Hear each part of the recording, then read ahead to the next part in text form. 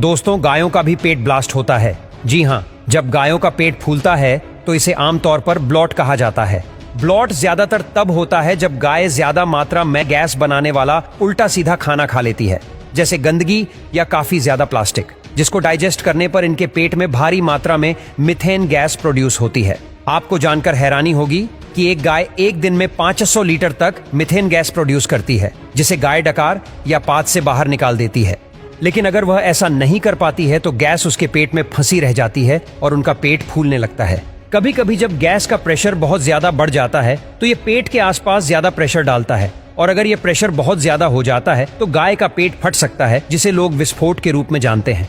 गाय के लिए यह सिचुएशन काफी ज्यादा दर्दनाक होती है, और अगर तुरंत इलाज नहीं किया जाता है तो गाय की मौत भी हो सकती है। Number 3, sea cucumber. दोस्तों, सी कुकुम्बर को हिंदी में समुद्री खीरा भी कहा जाता है। अपने सेल्फ डिफेंस मैकेनिज्म की वजह से जाना जाता है। इसे देखकर कभी कभी लगता है कि जैसे ये विस्फोट कर रहा है, लेकिन यह विस्फोट असल में एक सेल्फ डिफेंस मैकेनिज्म है जो उन्हें शिकारियों से बचाने में मदद करता है। दरअसल जब सी कुकुम्बर खतरे में होता है तो वह अपने शरीर के इंटरनल ऑर्गेन को बाहर निकाल देता है। इस प्रोसेस को एविसरेशन कहा जाता है। यह शिकारियों का ध्यान भटकाने और खुद को बचाने का एक तरीका होता है। यह डाइजेस्टिव सिस्टम, रेस्पिरेटरी ट्री और दूसरे इंटरनल ऑर्गेन को अपने पीछे के छेद या एनस से बाहर निकालता है। Number 4, duck. जब बतखें यीस्ट या खमीर ज्यादा मात्रा में खाती है, जिसमें ब्रेडो जैसे फॉर्मेटिंग खाद्य पदार्थ शामिल होते हैं, तो यीस्ट उनके पेट में एक्टिव हो जाता है। यीस्ट शर्करा को अल्कोहल और कार्बन डाइऑक्साइड में बदल देता है।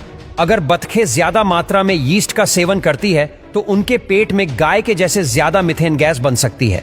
गैस बनने का यह प्रोसेस बहुत तेजी से होता है, और अगर बतखें इस गैस को बाहर नहीं निकाल पाती है तो उनके पेट में ज्यादा प्रेशर पड़ने की स्थिति में ब्लास्ट हो सकता है। ऐसा ही कुछ साल 1910 में इंग्लैंड के एक पोल्ट्री शो में हुआ था, जहां अलग तरह के कई सारे पक्षी मौजूद थे, जिनमें बतखें भी शामिल थीं। शो के कुछ घंटे पहले एक बतख ने थाली भरकर सड़ा हुआ खमीर खा लिया।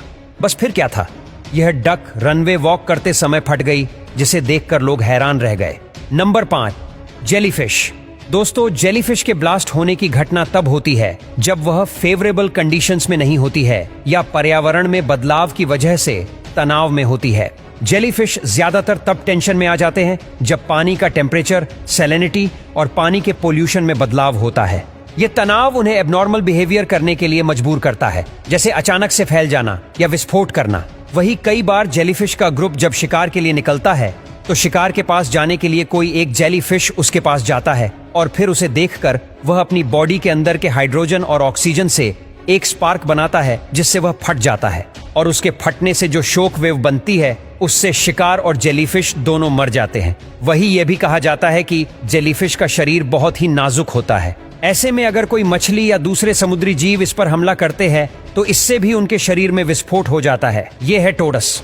साल 2005 में अचानक से 1000 मेंढकों के ब्लास्ट की घटना हुई। ये घटना जर्मनी के हैम्बर्ग में हुई थी, तो लोग हैरान रह गए। किसी को समझ नहीं आया कि यह हादसा क्यों और कैसे हुआ। इतना ही नहीं, इसने साइंटिस्ट को भी चौंका दिया।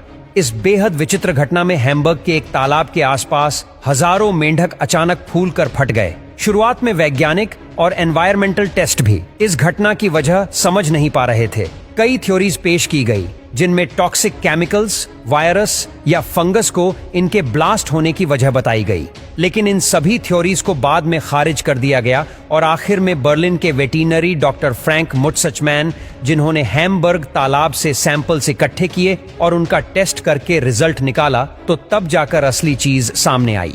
उनके मुताबिक इस घटना की वजह कौवों का हमला था। दरअसल जिस तालाब में मेंढक थे उसके बाहर ढेर सारे कौवे थे। कौवे मेंढकों के लिवर को बहुत पसंद करते हैं, और जब उन्होंने मेंढकों के शरीर पर हमला किया तो उन्होंने उनके लिवर को बाहर निकाल लिया। लिवर के बिना मेंढकों के शरीर में एक सिक्योरिटी सिस्टम शुरू हो गया, जिससे उनके शरीर में हवा और पानी भरने लगे और वे फूलकर फट गए।